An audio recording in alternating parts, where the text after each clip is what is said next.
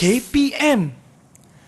Assalamualaikum dan selamat sejahtera anda semua yang sedang menyaksikan Road to Success SPM 2021 bersama dengan saya, Wani Carey. Apa khabar anda semua? Wani doakan agar anda semua sihat belaka kerana sekarang ini kita tahu kita masih lagi belum menang dalam memutuskan rantai COVID-19 ini. Namun tidak mengapa, oleh sebab itu ia telah menjadi tanggungjawab kita sebagai rakyat Malaysia untuk sama-sama mencegah diri daripada terkenanya penyakit ini. Bagaimana caranya? Dengan sentiasa pakai hand sanitizer, pakai pelitup muka dan paling penting jaga penjarakan sosial sekurang-kurangnya 1 meter apabila anda berada di tempat awam ataupun di tempat yang sesak. Baiklah, untuk subjek hari ini kita akan belajar satu subjek yang amat digemari oleh murid aliran sains, iaitu subjek kimia. Tapi kalau nak tahu siapa guru kita hari ini, marilah kita sama-sama saksikan dulu profil guru kita pada hari ini.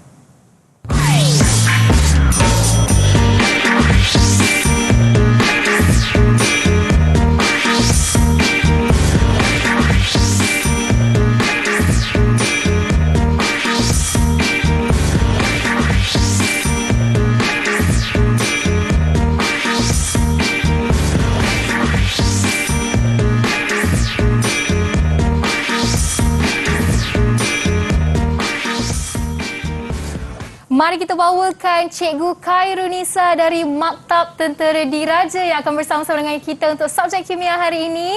Assalamualaikum Cikgu, apa khabar? Waalaikumsalam Wani. Apa khabar Wani? Khabar baik, sihat Alhamdulillah. Cikgu pula? Saya sihat Alhamdulillah. Lama tak Alhamdulillah. jumpa Wani. Ya, nampaknya kita bertemu kembali dalam RTS 2021. Ya. Dah lama sebenarnya kita tak bersua dan kali ini Cikgu kembali untuk mengajar subjek kimia. Dan tapi sebelum Cikgu beritahu apa yang akan Cikgu fokuskan hari ini, seperti biasalah Wani akan menjemput semua guru jemputan kita untuk pergi ke meja istimewa yang telah disediakan hand sanitizer untuk kita sama-sama membuat sanitasi. Saya buat dulu ya Wani. Boleh Cikgu. Cikgu dah pakai, Wani pun dah pakai. Sekarang bolehlah Cikgu berkongsikan kepada kami semua apa subtopik yang akan difokuskan hari ini. Okey Wani, hari ini merupakan cikgu akan mengajar topik mengenai jadual berkala unsur, di mana Wani ianya merupakan topik yang agak mudah dan asas bagi mata pelajaran kimia tingkatan 4. Jadi Wani, murid-murid di luar sana sepatutnya mengambil kesempatan untuk hari ini belajar bersama-sama dengan cikgu sebab cikgu akan kongsikan cara-cara menjawab, teknik menjawab yang betul bagi topik jadual berkala unsur. Ya, itu yang kita ingin dengar hari ini Cikgu. Teknik untuk menjawab dan skor cemerlang dalam kertas kimia. Tapi sebelum itu kita nak dengar dululah pandangan calon SPM mengenai subjek kimia. Mari kita dengarkan. Assalamualaikum warahmatullahi wabarakatuh. Saya 436804, Putra Kanan Hafiz Anakir bin Suhairi dari Maktab Tentera Diraja. Bab 4 iaitu tajuk jadual berkala merupakan bab yang saya sangat menyukai kerana ia dapat mengajar saya berkenaan ciri-ciri unsur-unsur dalam kehidupan. Hal ini dapat mendalami pemahaman saya terhadap reaksi yang berlaku di sekeliling. Saya berharap agar kita dapat bersama-sama mencapai markah yang cemerlang untuk kejutan SPM 2021. Assalamualaikum warahmatullahi wabarakatuh. Saya 436914 PK Iqbal Syauqi bin Karul Azman dari Maktab Tentera Diraja Kuala Lumpur. Apa yang membuatkan saya suka topik jadual berkala? Ia merupakan topik yang mudah untuk skor kerana ia melibatkan pengetahuan mengenai nombor proton dan susunan elektron satu atom. Jadi, jom kita sama-sama belajar mengenai topik ini. Harapan saya agar saya memperolehi keputusan yang cemerlang subjek kimia dalam SPM 2021. Itu dia antara pandangan dari calon SPM 2021 yang semestinya rata-rata mereka sukakan subjek ini kerana ia merupakan subjek yang agak menarik. Ada yang suka tahu nak belajar proton, neutron dan sebagainya dalam jadual prinsip berkala ni. Jadi sekarang ini kita nak berkenalan lah dengan anak murid Cikgu Khairunisa dari Maktab Tentera Diraja Kuala Lumpur yang akan bersama-sama dengan kita selama 1 jam ini. Mari kita persilakan mereka semua. Hello, Assalamualaikum dan selamat sejahtera. Apa khabar semua putera-putera Cikgu? Khabar baik. Alhamdulillah. Okey, kita nampak hari ini semua merupakan putera, pelajar lelaki sahaja dan kita nak berkenalan lah dengan mereka terlebih dahulu. Jadi kita nak mulakan dengan Putera Amar. Sila beritahu nama anda dan juga umur anda. Dipersilakan. Assalamualaikum warahmatullahi wabarakatuh. Saya 436774, pemangku putra sarjan Amar Azan bin Azizi daripada Maktab Tentera Diraja. Okey, baik. Seterusnya Putera Karin. Assalamualaikum dan salam sejahtera. Saya 436959, pemangku putra sarjan Kornel Lokman bin Safriza dari Maktab Tentera Diraja. Salam SPM Chemistry A+ buat semua penonton di luar sana. Okey, terima kasih Karin. Seterusnya kita nak tanya Nur Aiman. Assalamualaikum dan salam sejahtera. Saya 436982, putra kanan Nur Aiman bin Abdul Riza daripada Maktab Tentera Diraja. Baik, itu dia Putera Nur Aiman. Seterusnya kita ada Putera Muhammad Hafi. Assalamualaikum dan salam sejahtera. Saya 436790, putra kanan Muhammad Afiq Qayyum bin Farid dari Maktab Tentera Diraja. Pada penonton di luar sana, posisikan fikiran anda kerana kimia itu mudah. Ya, kimia itu mudah, kata Putera Hafi. Seterusnya kita nak tanya Putera Tiru Chelvan. Salam sejahtera. Saya 389366, putra kanan Tiru Calon Lelaki Tiru Chandru dari Maktab Tentera Diraja. Okey, terima kasih. Dan akhir sekali kita ada Putera Yap Haoyang. Dipersilakan. Selamat sejahtera semua. Saya 389392, pemangku putra sarjan Yap Haoyang dari Badan Maktab Tentera Diraja. Okey, jadi kita dah berkenalan dengan 6 orang putera dari Maktab Tentera Diraja Kuala Lumpur. Jadi sebelum kita teruskan dengan sesi pembelajaran kita hari ini, apa kata kita nak berehat seketika, dan anda di rumah jangan ke mana-mana, kita kembali selepas ini dalam Road to Success SPM 2021. Didik TV KPM. Assalamualaikum warahmatullahi wabarakatuh. Saya 436905, pemangku putra sarjan Muhammad Fawaz Najib Rustam dari Maktab Tentera Diraja Kuala Lumpur. Saya amat gemar bab jadual berkala ini kerana ia menyumbang markah yang banyak dalam peperiksaan. Dalam bab ini, kita dapat melihat eksperimen mengenai kereaktifan logam alkali kumpulan 1 di dalam air. Ianya amat menarik dan meningkatkan kemahiran proses sains saya dalam menjalankan eksperimen ini. Kepada rakan-rakan seperjuangan yang bakal menduduki SPM 2021, saya ingin mengucapkan selamat maju jaya dan insya-Allah ZA SPM milik kita. Bertemu kembali dalam Road to Success SPM 2021 bersama dengan saya Wani Kiri, dan kita masih lagi bersama dengan Cikgu Hairunisa binti Khalid atau lebih dikenali sebagai Mem Hairunisa, dan juga kita masih lagi bersama dengan 6 orang putera dari Maktab Tentera Diraja Kuala Lumpur. Jadi kalau anda semua di rumah sudah bersedia untuk mempelajari kimia bersama-sama, dan Wani nak tanyalah putera yang berada di atas talian semua ni dah bersedia ke belum? Kalau dah bersedia, tunjukkan thumbs up di depan kamera anda. Macam ni. Okey, dengan penuh semangatnya, mari kita mulakan sesi pembelajaran kita untuk kimia hari ini. Dipersilakan Mem Hairunisa. Okey, terima kasih Wani. Alright, Assalamualaikum dan salam sejahtera kepada semua murid-murid yang berada di luar sana dan di dalam talian. Apa khabar putra-putra? Khabar baik, Mem. Okey, so hari ni kita sebenarnya nak belajar mengenai topik jadual berkala. Okey, kalau tengok dekat sini, ianya merupakan topik tingkatan 4. Okey, bagi putra-putra tingkatan 4, murid-murid tingkatan 4 dalam bab ataupun tema 2 iaitu asas kimia. Sebelum cikgu pergi dengan lebih detail, kita tengok dulu standard kandungan untuk topik jadual berkala unsur ini. So kita ada 7 standard kandungan. Tetapi kalau cikgu boleh sebutkan antaranya yang kita akan belajar pada hari ini adalah mengenai susunan unsur dalam jadual berkala unsur. Kita juga akan belajar mengenai unsur kumpulan 18, kumpulan 1, kumpulan 17 serta unsur dalam kala 3 dan unsur peralihan. Okey, Wani, tadi cikgu ada cakap kan, cikgu nak kongsikan apa antara soalan-soalan yang sering ditanya dalam bab jadual berkala unsur ni. Ya, so, betul. murid-murid di luar sana dan putra-putra dalam talian nak tahu tak? Mestilah nak tahu. Okey. So, alright. So, antara yang soalan yang selalu ditanya, okey, yang pertama, okey, cikgu kongsikan dulu yang pertama adalah mengenai basic. Asas kepada jadual berkala iaitu kumpulan, kala, unsur-unsur kumpulan 1, kumpulan 17, kumpulan 18. Okey. So yang kedua pula, soalan selalu ataupun sering bertanya mengenai kereaktifan unsur-unsur kumpulan 1 dan kumpulan 17 apabila menuruni kumpulan. Yang ketiga, ada lagi Wani. Yang ketiga adalah mengenai saiz atom apabila menuruni kumpulan ataupun merentasi color. Yang keempat cikgu kongsikan adalah mengenai sifat fizik. Wani, takat lebur, takat didih apabila menuruni kumpulan 1 dan kumpulan 17. Dan yang terakhir iaitu yang kelima adalah mengenai tindak balas kimia. So kalau ada tindak balas kimia, mestilah ada persamaan kimia. Okey, so hari ini cikgu nak pelajar-pelajar di luar sana kita bersama-sama belajar bersama dengan putra-putra Maktab Tentera Diraja. Okey, dah bersedia semua? Sudah. Okey, kita teruskan. Alright. Okey. So, kalau tengok kepada perkembangan jadual berkala unsur ni, okey, kalau kita tengok pada jadual berkala unsur dekat atas meja Wani, cikgu ada sediakan jadual berkala unsur juga. Okey, kita hari ini nak belajar ataupun nak mengenal kumpulan. Okey, kita ada 18 kumpulan, okey, daripada 1 hingga 18 dan kita juga ada kala iaitu daripada kala 1 hingga kala ke-7. Okey, kala 7. Okey. So sekarang ni apakah yang dimaksudkan dengan kumpulan? Kumpulan membawa maksud adalah lajur menegak unsur dalam jadual berkala unsur, manakala kala adalah barisan mengufuk unsur dalam jadual berkala unsur. Okey, pandai Wani. Okey, kita nak pergi pula kepada prinsip asas penyusunan. Bagaimana unsur-unsur ni disusun dalam suatu jadual berkala?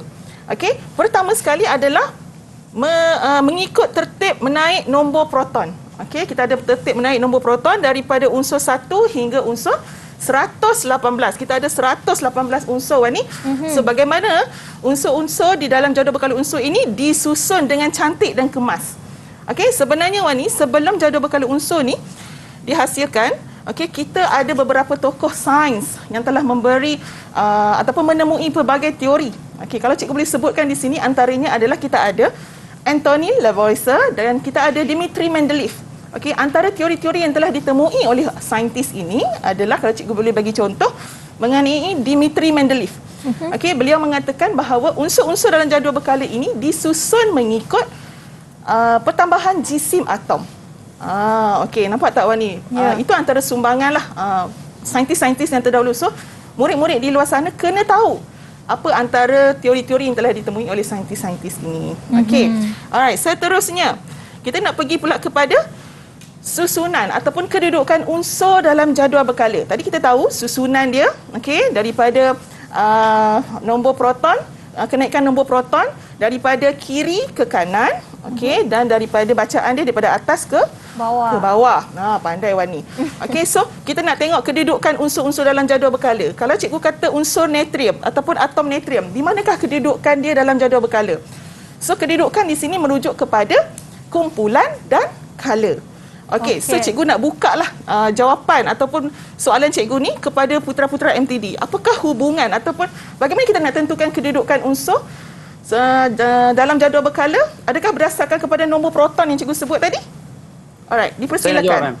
Okey, silakan Putra Karin. So ramai yang tertanya macam mana kita boleh tentukan kedudukan sebuah unsur dalam jadual berkala unsur hanya daripada melihat nombor proton unsur tersebut. Sebenarnya mudah saja. Ramai yang tahu bilangan proton adalah sama dengan bilangan elektron. Maka dari situ kita boleh terus buat satu susunan elektron. So elektron valence iaitu bilangan elektron di petala paling luar menunjukkan kedudukan kumpulan unsur tersebut, manakala bilangan petala yang berisi elektron sesebuah unsur tersebut menunjukkan kedudukan kala unsur tersebut. Sebagai contoh, kita ambil natrium di situ dengan nombor proton 11 dan susunan elektronnya ialah 281, berada di kumpulan 1 kala 3. Unsur ini berada di kumpulan 1 kerana mempunyai satu elektron valence dan pada masa yang sama berada di kala 3 kerana mempunyai 3 petala, 281. Okey. Terima kasih. Penjelasan yang sangat bagus ya, Karin. Okey, bagus Karin. Sebenarnya cikgu lebih suka kalau kita libatkan putra-putra ataupun murid-murid dalam kita punya pengajaran dan pembelajaran. Alright, so betul. So cikgu ada nak tambah sikit dekat color tu tadi. Bila Karin cakap macam untuk atom natrium mempunyai color 3, ianya disebabkan oleh bilangan petala yang berisi elektron. So itu tentang atom natrium. Bagaimana pula dengan atom oksigen? Ada tak yang okey, ada? Okey, Putera Haoyang. Ya, ma'am. Bagi atom oksigen pula, atom oksigen mempunyai 8 bilangan elektron valence. Maksud saya 8 bilangan elektron. Jadi susunan dia adalah 2, 6. Atom oksigen mempunyai 2 color dan bilangan elektron pada petala yang terluar adalah 6. Jadi atom oksigen adalah kumpulan 16 kerana sekiranya ada atom yang mempunyai elektron yang melebihi 2, nombor elektron akan tambah 10 untuk mendapatkan nombor kumpulan tersebut. Okey, terima kasih Putra Yap. Terima kasih. Okey, agak bagus. Okey, cuma dia gemuruh sikit Wani. Tak apa, kita faham. Cikgu bantu Putra Yap. Okey, di mana betul kita ada susunan elektron bagi atom oksigen iaitu 2, 6 disebabkan proton number adalah 8. So, bagaimana kita nak tentukan kumpulan adalah berdasarkan kepada melihat pada bilangan elektron valence. So, elektron valence di sini ada 6. So, kumpulan adalah 16. Kenapa kumpulan 16? So, bilangan elektron valence yang lebih daripada 2, kita kena tambah 10 untuk tentukan kumpulan. So, untuk color di sini kita ada color 2 disebabkan bilangan petala yang berisi elektron ada 2 sahaja. Alright, terima kasih. Alright, kita pergi seterusnya iaitu unsur kumpulan 18 Wani. Kita akan belajar unsur kumpulan 18 dulu kerana unsur kumpulan 18 ini merupakan ataupun dikenali sebagai gas adi. Ataupun kita panggil dia gas nadi. Okey, mempunyai sifat lengai dan wujud sebagai gas monoatom. Okey Wani, tahu tak apa maksud sifat lengai kat situ Wani? Sifat lengai. Pernah dengar tak sifat lengai? Saya pernah dengar tapi saya tak tahu maksud dia apa cikgu. Okey, tak apa Wani. Kita boleh tanya putra-putra. Okey, ada tak yang tahu apa maksud sifat lengai di sini? Siapa nak jelaskan dekat kat Wani yang tak faham ni apa tu sifat lengai tu? Ada yang nak cuba sifat lengai? Saya, ma'am. Okey, ya. Siapa tu? Okey, Putra Rafi. Okey, sifat lengai ni bermaksud dia sifat yang tidak reaktif secara kimia. Atom kumpulan 18 ni telah mencapai susunan elektron duplet atau oktet yang stabil. Maka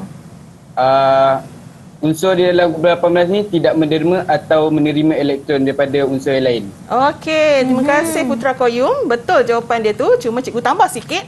Okey, memandangkan kumpulan 18 ni macam Koyum cakap tadi dia sangat stable. Okey, kerana mencapai susunan duplet. Duplet ni adalah 2 elektron Wani di petala pertama yang maksimum. So dia ada juga mencapai oktet. Okey, so apa yang berlaku kat sini? Kita nak pergi pula pada sifat fizik unsur kumpulan 18. Kita tengok kat sini apabila menuruni kumpulan, saiz jari atom semakin bertambah dan takat lebur dan takat didih unsur juga semakin bertambah. Okey, boleh terangkan lagi tak Koyum? Kenapa takat lebur dan takat didih unsur bertambah apabila menuruni kumpulan 18? Okey, ma'am. Daripada pandangan saya, hal ini kerana daya tarikan antara atom semakin kuat.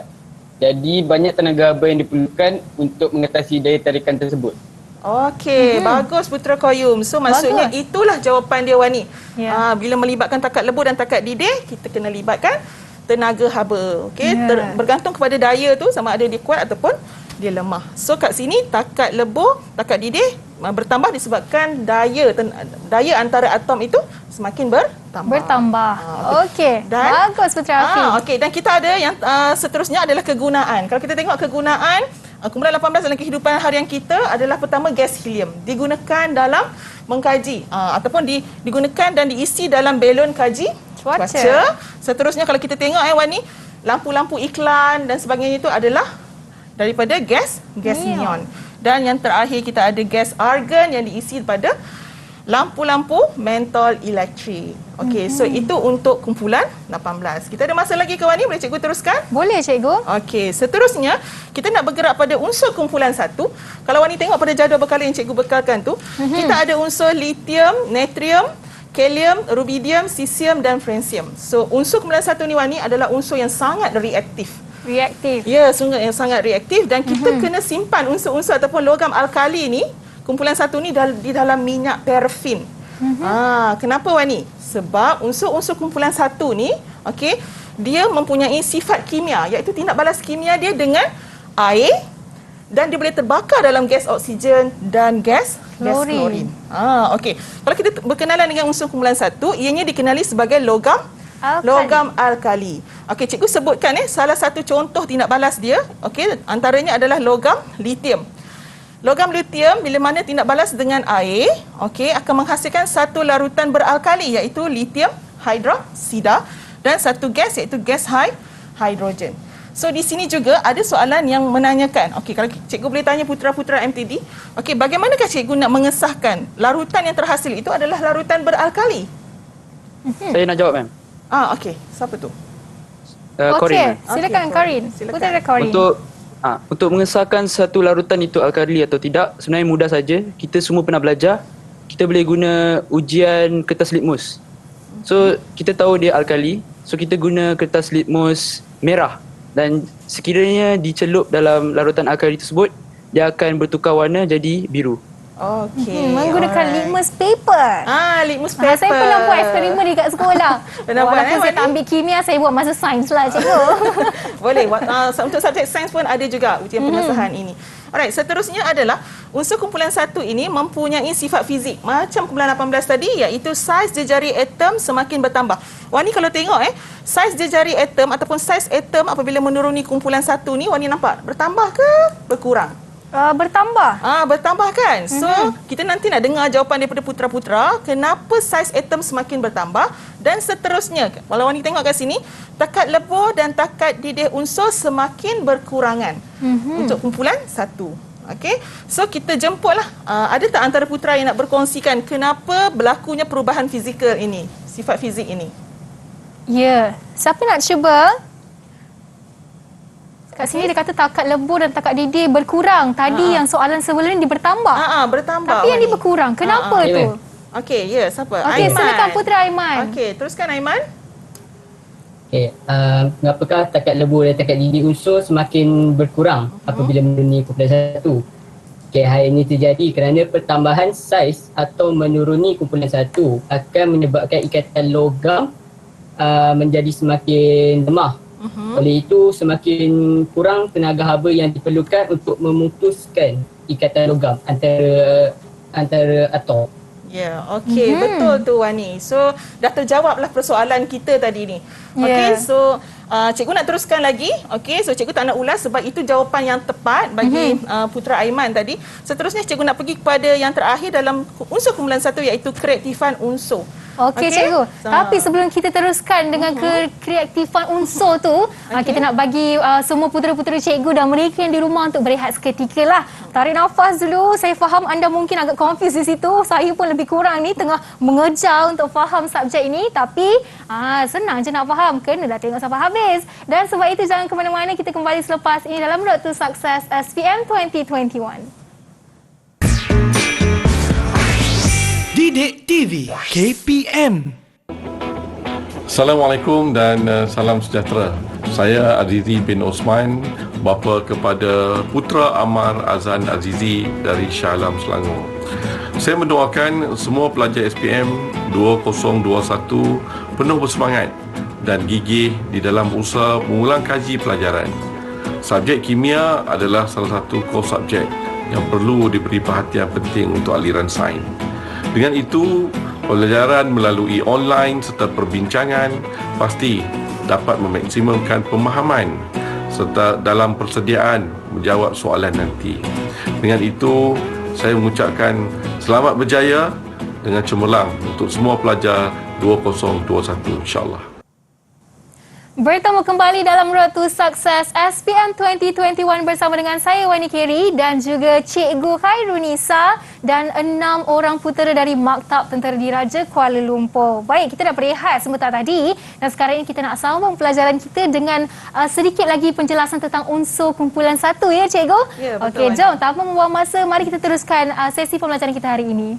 Okey, terima kasih Wani. Cikgu sambung sikit tadi.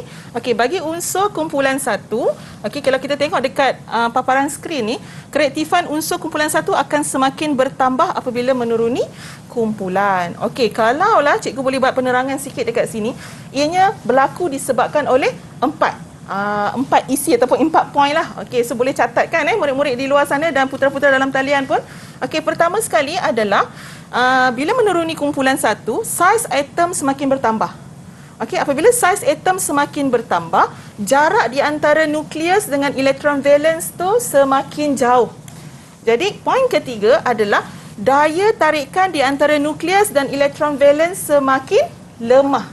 Jadi apa yang berlaku? Poin keempat adalah atom semakin ke bawah, contohnya atom helium itu tadi mudah untuk melepaskan elektron menjadi ion positif. Itulah disebabkan, itulah yang poin sebab kenapa kereaktifan semakin bertambah. Okey, kalau cikgu boleh teruskan Wani untuk Boleh, unsur cikgu. kumpulan seterusnya iaitu unsur kumpulan 17. Okey, putra-putra masih lagi bersama dengan mem kat sini? Masih okey? Okey, masih bersemangat. Okey, seterusnya kita nak pergi pada unsur kumpulan 17 di mana unsur kumpulan 17 mengandungi atom fluorin, klorin dan bromin. Okey, kita ada lagi tapi kita belajar untuk fluorin, klorin dan bromin. So di sini unsur-unsur kumpulan 17 dikenali sebagai halogen. Wani, halogen. So dia wujud ataupun atom ini wujud dalam keadaan molekul duiatom. Apa maksud duiatom kat sini? Unsur kumpulan 18 bersifat keadaannya adalah gas. Gas kan mesti lebih daripada satu atom dan wujud dalam warna yang berbeza.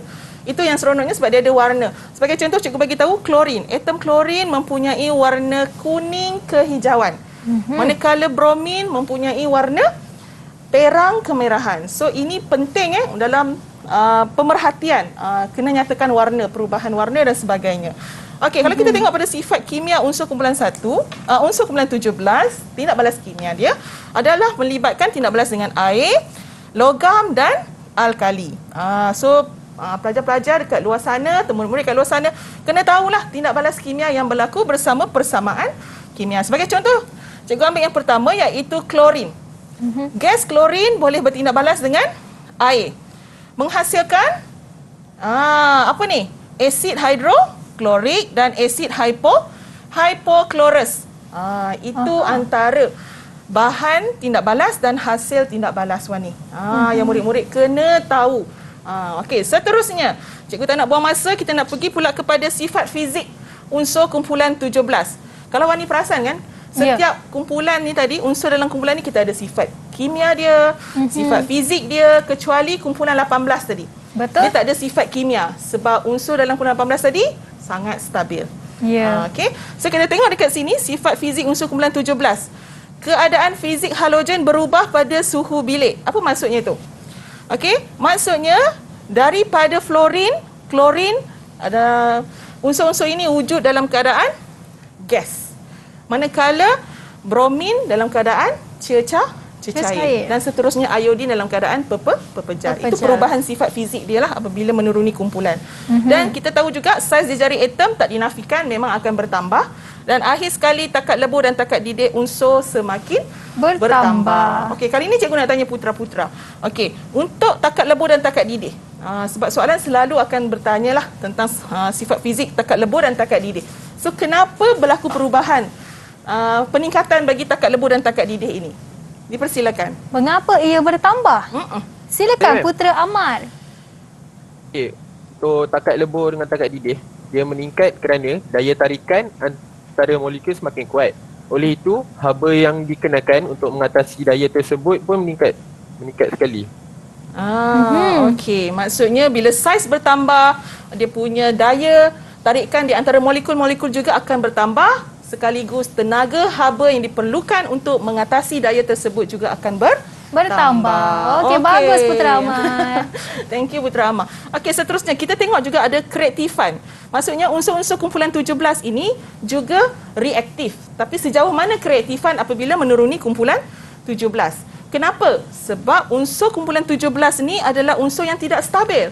Kerana elektron valence dia ada 7. Okey, so bagaimana dia nak mencapai susunan elektron oktet yang stabil? Okey, so unsur-unsur ataupun atom dalam kumpulan 17 ini perlu menerima satu elektron untuk menjadi ion negatif. So, boleh tak putra-putra terangkan kepada murid-murid di luar sana, okey, apa yang berlaku apabila unsur kumpulan 17 ini dari segi kereaktifan dia bila menuruni kumpulan 17? Dipersilakan. Okey, saya. Okey. Okey, Putra Amar. Apabila menuruni kumpulan 17, apabila menuruni kumpulan 17, saiz atom semakin meningkat. Ini menyebabkan jarak antara molekul, jarak antara nukleus dengan elektron valence semakin jauh. Daya tarikan antara nukleus dengan elektron valence turut menjadi lemah. Oleh itu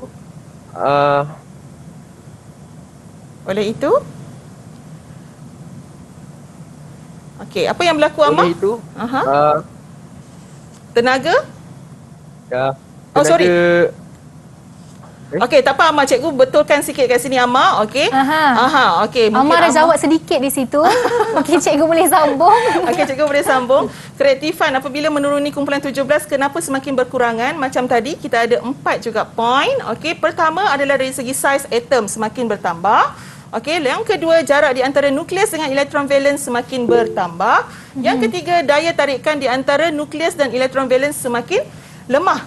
Okey, yang keempat adalah atom. Okey, maksudnya antara klorin bromin tu, atom bromin tu lagi bawah dia susah. Atom itu susah untuk menerima elektron, ataupun kita boleh kata atom bromin tidak mudah untuk menerima elektron. Menjadi ion apa tadi Wani?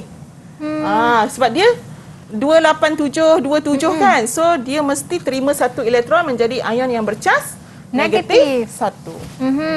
Okey, so itu antara unsur kumpulan 17. So kalau cikgu boleh pergi pada kegunaan dia, dekat sini nampak. Okey, klorin, unsur klorin ataupun unsur kumpulan 17 digunakan sebagai peluntur dan juga pemadam api. Dalam kehidupan harian kita sebenarnya kita ni memang ada chemistry dengan kehidupan harian. Betul, di mana-mana sahaja sebenarnya. Betul tu. Okey. Okey, seterusnya. Okey, kita ada masa lagi Wani? Kita ada lagi cikgu. Okey, good. So kita nak pergi pada unsur color 3. Tadi dah kumpulan kan? Kita belajar 1, kumpulan 18, kumpulan 17. Sekarang kita ada 7 color tapi kita nak fokus kepada color 3 sahaja. Iaitu unsur color 3. Wani kalau tengok dekat jadual berkala tu tadi, kita ada unsur, boleh Wani bacakan kat cikgu? Unsur color 3 di sini. Kita Cuba ada tengok. Natrium. Okey. Sodium dan magnesium. Sodium, magnesium. Okey, okey, kita ada aluminium. Teruskan Wani. Aluminium, silikon, fosforus, sulfur, klorin dan argon. Pandai. Pandai lah cikgu, baca je kat situ. Pandai. Ya, baca jadual berkala memang pandai. Okey, so kita ada unsur-unsur dalam color 3 ini. So apa yang seronoknya ataupun menariknya tentang color 3 ini adalah kita nak tengok kepada trend perubahan sifat fizik unsur apabila merentasi color 3. Sifat fizik tu apa? Sifat fizik tu adalah dari segi saiz atom ataupun jejari atom ataupun keelektronegatifan dan keadaan fizik. Okey, cikgu nak tanyalah pada putra-putra kan, apa yang dimaksudkan dengan keelektronegatifan tu tadi? Saya, Mat. Okey, Putra Hawiyah. Cuba. Okey. Keelektronegatifan bermaksud kecenderungan sesuatu atom untuk menerima elektron. Kecenderungan ataupun kita boleh bagi tahu keelektronegatifan membawa maksud kekuatan suatu atom itu untuk menerima elektron. So kalau kita tengok trend perubahan ni, okey, keelektronegatifan sampai klorin ni semakin bertambah. Kalau kita tengok jejari atom pula, kalau tadi menuruni kumpulan, saiz atom semakin bertambah. Tetapi bila kita merentasi color Wani, jejari atom semakin kalau tengok kat sini, berkurangan. Ya, berkurang. Maksudnya saiz atom semakin kecil. Okey. Itu adalah disebabkan oleh, okey, ni pun antara soalan yang selalu ditanyalah Wani dalam exam. Okey, ini adalah disebabkan oleh nombor proton semakin bertambah. Daripada natrium kepada argon tu, nombor proton semakin bertambah. Okey, jadi cas nukleus, cas positif proton dalam nukleus tu pun semakin bertambah. Jadi daya tarikan di antara nukleus dengan elektron valens semakin kuat, menyebabkan saiz ataupun jejari atom tadi semakin mengecil. Nampak? Saiz dia semakin kecil. Okey, kita teruskan pula kepada trend perubahan sifat oksida. Okey, ada tak putra-putra boleh bantu ma'am dekat sini nak terangkan apa yang you faham tentang sifat oksida apabila merentasi color 3? Saya, Mat. Okey, sekali lagi Putra Hawiyah, cuba. Sifat oksida unsur merentasi color 3 berubah daripada base kepada asid. Sebagai contoh, natrium dan magnesium merupakan sifat oksida base. Aluminium pula merupakan oksida infiltrate dan sulfur, fosforus, klorin dan silikon merupakan oksida asid. Oksida asid. Okey, kita nak tanyalah pada Putra Yap kan.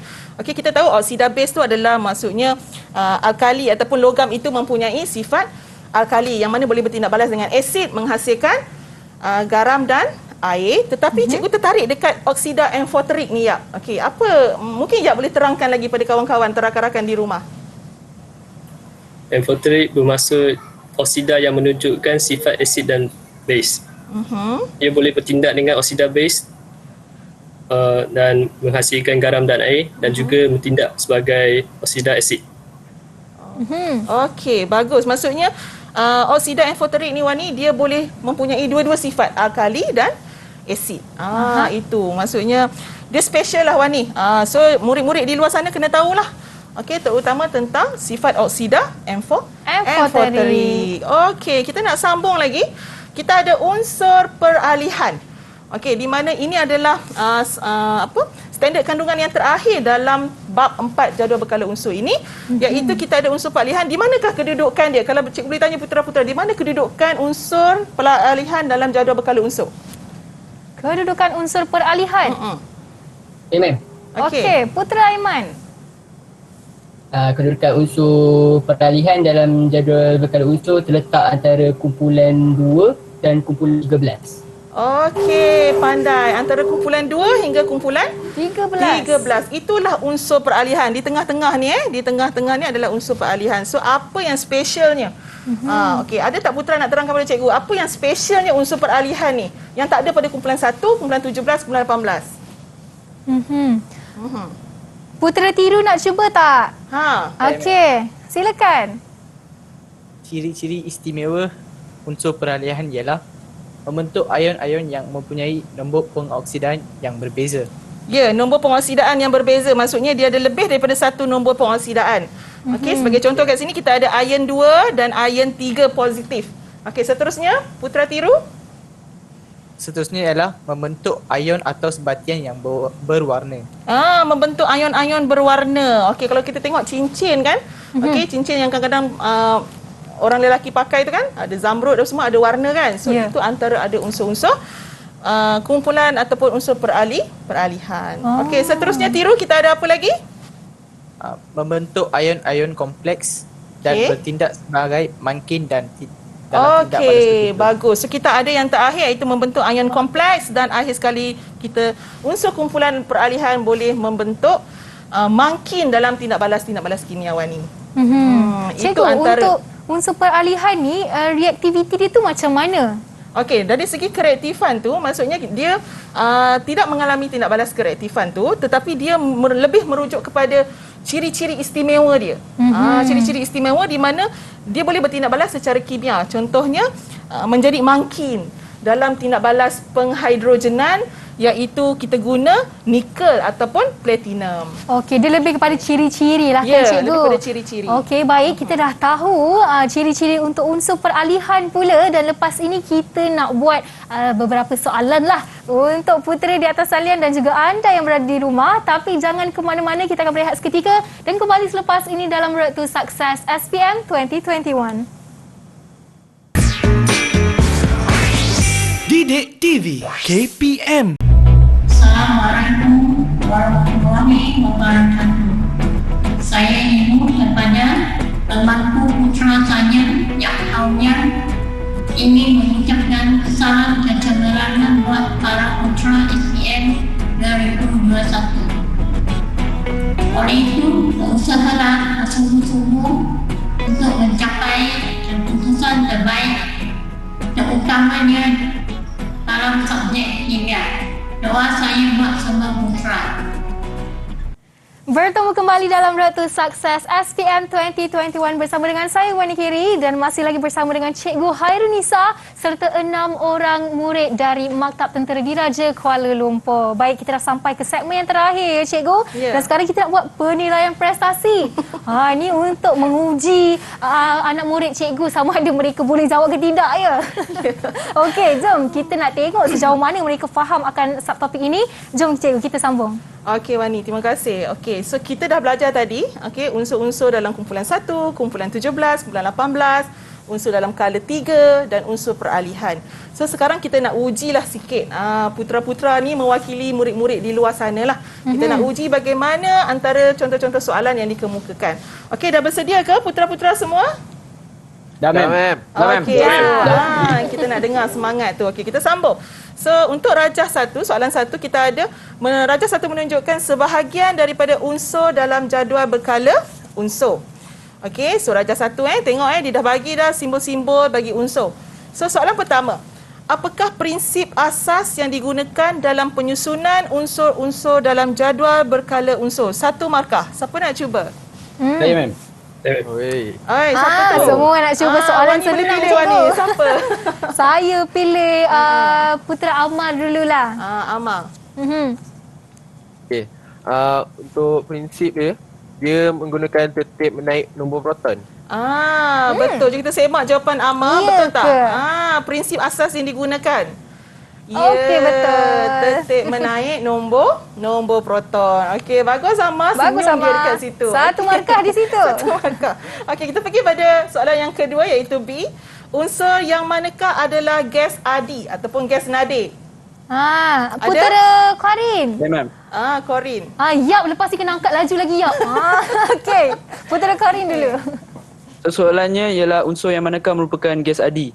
So jawapan dia ialah argon, kerana argon berada di kumpulan 18 yang seperti kita belajar tadi, kumpulan 18 ialah kumpulan gas adi. Kumpulan gas adi. Okey, so kita semak jawapan dia dulu. Okey, betul. So di sini adalah kumpulan 18.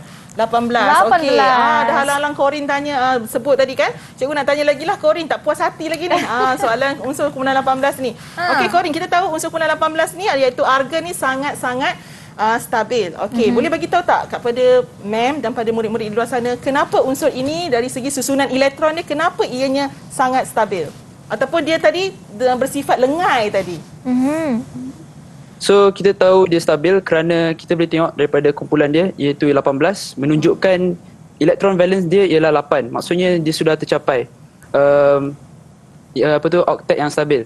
Maksudnya dia tak perlu lagi terima ataupun menderma elektron. Okey, satu lagi Corin, tidak perlu menderma, menerima ataupun berkongsi elektron. Thank you Corin. Good. Terima kasih Putera Corin. Okey, next kita pergi pada soalan seterusnya. C, bandingkan keelektronegatifan nitrogen dan fluorin. Siapa yang lebih elektronegatif tadi? Siapa nak jawab? Siapa nak jawab? Okey, Putera Hafiz. Hafiz. Okey, bandingkan keelektronegatifan nitrogen dan fluorin.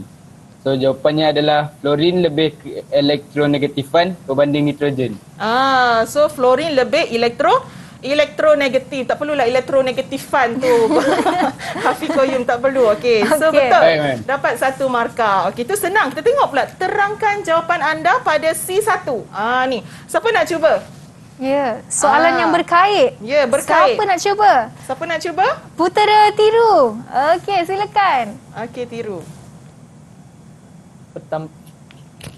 Pertambahan bilangan proton dalam nukleus atom fluorin lebih banyak daripada atom nitrogen. Okey, ni fluorin, ni nitrogen. So proton dia lebih banyak dibanding ni nitrogen. Sebab apa? Nitrogen ni ada berapa nombor proton Wani kalau kita tengok? Nitrogen. Ada berapa? Nombor proton dia baca dekat atas Wani. Nombor ada 7. Ada 7. Betul? Betul ke? Okey. Cikgu. Okey, betul. So fluorin Fluorin berapa Wani? Di manakah fluorin itu? Fluorin 9. 9. Nampak tak? So nombor proton fluorin lebih banyak berbanding dengan nitrogen. Okey, seterusnya Tiru, poin kedua. Okey. Daya tarikan nukleus terhadap elektron semakin bertambah pada atom fluorin berbanding atom nitrogen.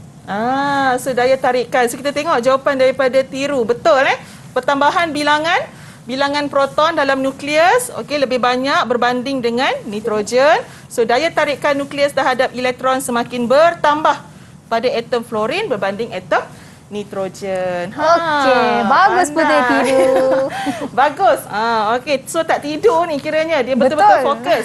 Okey, so seterusnya kita nak pergi pada soalan yang kedua iaitu rajah 2 menunjukkan kedudukan 8 unsur dalam jadual berkala. So diberi A, D, E, G, J, L, M dan T. Bukan merupakan simbol sebenar bagi unsur itu. So soalan dia, okey, E, G, J dan L terletak dalam color yang sama. Okey ni, terletak dalam color yang sama.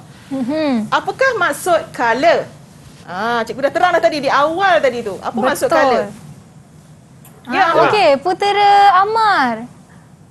Okey, color lepas ni ya, betul janji. Okey, Putera Amar dulu. Okey. Kala bermaksud barisan mengufuk dalam jadual unsur berkala. Barisan mengufuk unsur dalam jadual berkala unsur. So barisan mengufuk. So kena tahu definisi kala dan seterusnya kala yang manakah unsur itu terletak. Okey Wani, mungkin kita boleh bagi Yap jawab kot. Boleh? Okey, ni Mem pula minta. Okey, silakan Putera Yap. Okey Yap. Unsur E, G, J dan L terletak pada kala 3. Ya, kala ketiga. Yap, kalau cikgu ataupun Mem tanyakan lagi, kenapa unsur itu terletak pada kala 3? Kerana unsur ini mempunyai bilangan petala yang berisi elektron adalah 3. Ya, pandai. Wow, bagus Putera Yap. So bagus. So itu jawapan dia. Okey, seterusnya kita tengok dekat sini, unsur D, E dan M mempunyai sifat-sifat kimia yang sama. Okey, cikgu highlightkan sikit ni ataupun bulatkan. Okey, D, E dan M. D, E dan M. Unsur, okey, D, E dan M tu terletak pada kumpulan berapa Wani? Kumpulan 1. Pandai Wani, kumpulan 1. So unsur manakah yang lebih reaktif? Ada yang nak tolong jawab? Mana yang lebih reaktif? D, E atau M? Okey, Putera Aiman pula lah. Aiman belum jawab lagi tadi. Aiman, okey Aiman. Unsur yang lebih reaktif ialah unsur M. Unsur M. So kita semak jawapan. Ya, betul. Okey. Unsur M. So senang, 1 markah.